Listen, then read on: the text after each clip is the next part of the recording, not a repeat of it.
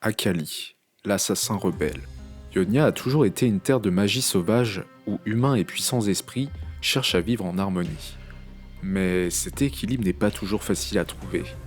Il a parfois besoin d'être surveillé. Les membres du Kinko sont les gardiens autodésignés de l'équilibre sacré d'Ionia. Les loyaux acolytes de l'ordre arpentent les royaumes spirituels et matériels, œuvrant comme médiateurs dans les conflits qui les opposent, et, si nécessaire, interviennent par la force. Akali naquit parmi eux. C'était la fille de Mame Jomenteti, le célèbre point des ombres.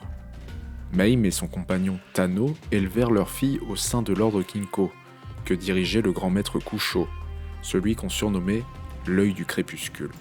Quand ses parents devaient partir en mission, les autres membres de l'ordre lui servaient de famille. Kennen, le cœur de la tempête, passa de nombreuses heures avec la jeune fille, lui enseignant ses techniques de shuriken et mettant l'accent sur la vitesse et l'agilité plutôt que sur la force. Akali fut une enfant précoce. Elle absorbait le savoir comme une éponge. Nul ne doutait qu'elle suivrait le chemin de ses parents.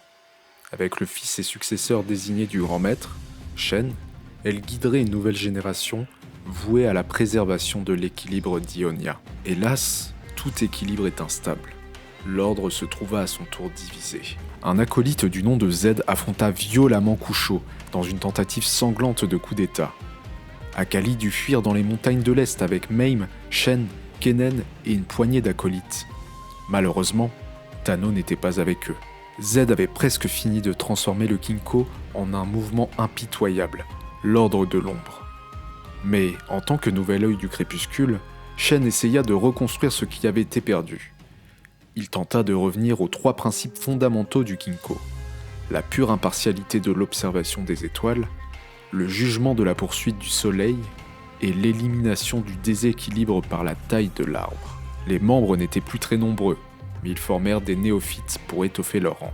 Quand Akali eut 14 ans, elle commença officiellement l'entraînement Kinko, déterminée à succéder à sa mère en tant que point des ombres. C'était une combattante remarquable et elle maîtrisait le kama et le kunai, une faucille et une dague de jet. Bien qu'elle ne possédât pas les compétences magiques de nombre des acolytes, elle se montra digne du titre de point des ombres, au point que sa mère put lui laisser sa position pour se consacrer à l'enseignement des jeunes néophytes. Mais l'âme d'Akali ne trouvait pas le repos, et ses yeux étaient sans cesse qu'entouverts. Malgré l'alliance temporaire conclue entre le Kinko et l'ordre de l'ombre lors de l'invasion Ionia par Noxus, elle voyait que sa terre natale continuait à souffrir. Elle commença à se demander s'ils remplissaient correctement leur rôle. La taille de l'arbre était censée éliminer ceux qui menaçaient l'équilibre sacré.